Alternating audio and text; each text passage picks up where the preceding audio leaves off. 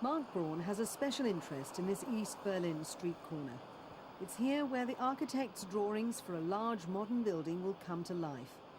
A glass office building for a high-tech company will transform this rundown site in what was once the drab half of the city. But in the last decade, East Berlin has been revitalized. It has had an enormous development after the wall came down. Very young practices, IT companies, lots of renovations, but also new build, also very modern architecture, by the way, very good modern architecture. Mark took a chance opening this office 2 years ago. Safe in his job, working for one of the world's most successful architects, he set out on his own. Germany's stagnated economy hasn't helped. More than a decade after reunification, Germans are still paying a high price to support the former East and its moribund industries.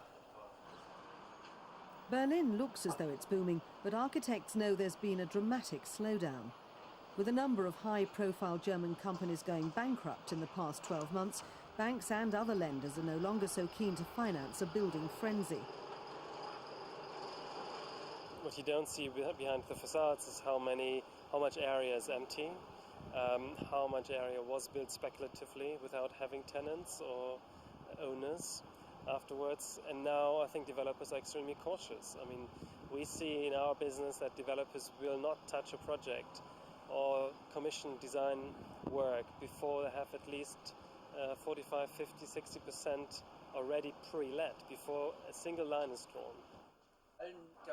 Pensioners in East Berlin passed the afternoon in a social club discussing the economic doldrums and what an increasingly elderly population means for a squeezed state pension scheme. With regard to our pensions, according to current laws, our rights are protected.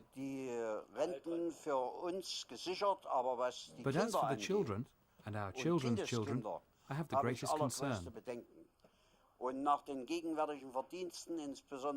Especially in the former East Germany, or the newly unified Germany, if you want to call it by the politically correct term. The men are sceptical that whoever is elected Chancellor on September the 22nd will be able to provide a quick fix for Europe's largest economy or jobs for Germany's 4 million unemployed.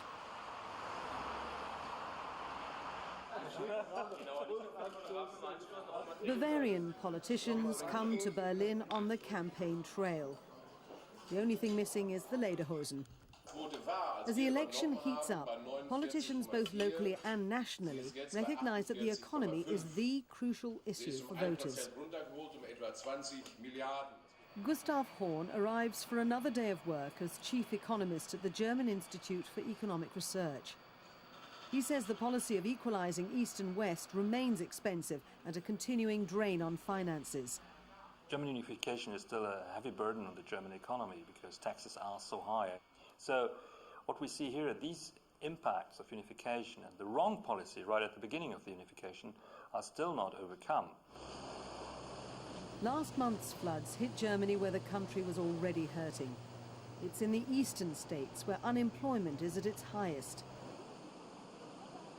Recovering from the worst floods for more than a century will cost Germany more than $9 billion, a high price for an already stagnating economy.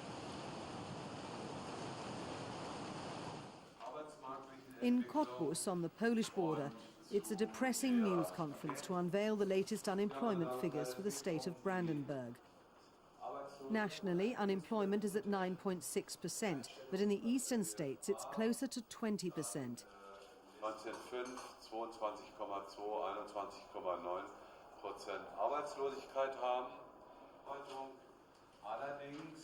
With nearly 1 in 5 people without a job, it's no surprise that the city's unemployment office is a popular place any time of day. 18-year-old Julia Kokot is taking advantage of the one-on-one job counselling available.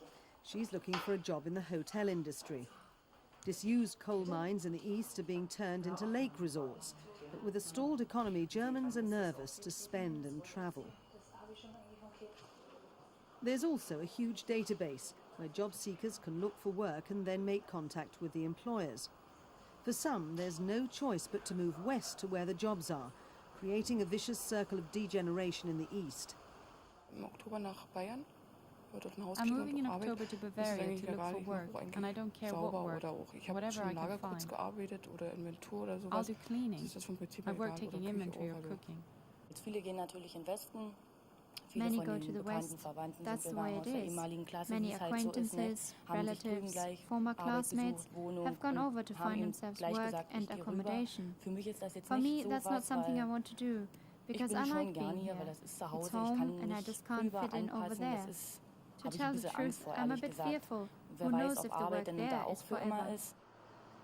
Kathleen has been out of work for 9 months. She wants to find a job in tourism or marketing, but with nothing new in the listing, she's quickly discouraged.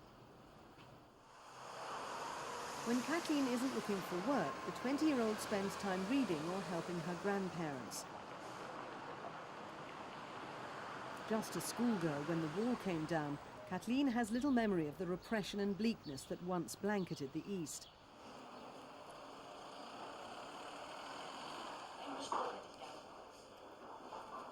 Today, the shelves are well stocked with an endless variety of products. But the lack of jobs keeps many from doing what they'd like. Kathleen knows for her generation there are no guaranteed jobs for life, and there's no extra money to buy anything that's not a necessity. The shopping is limited to browsing, and luxuries are out of the question.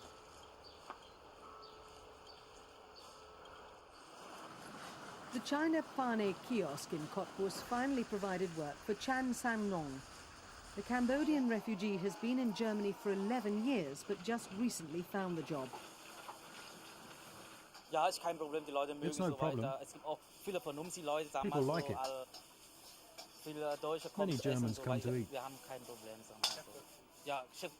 In the summer is when the people come here, when they're on holiday. I can make a living here. I can live. For the 200,000 people who live in Cottbus, it's been a gradual and often tricky transition from communism to capitalism.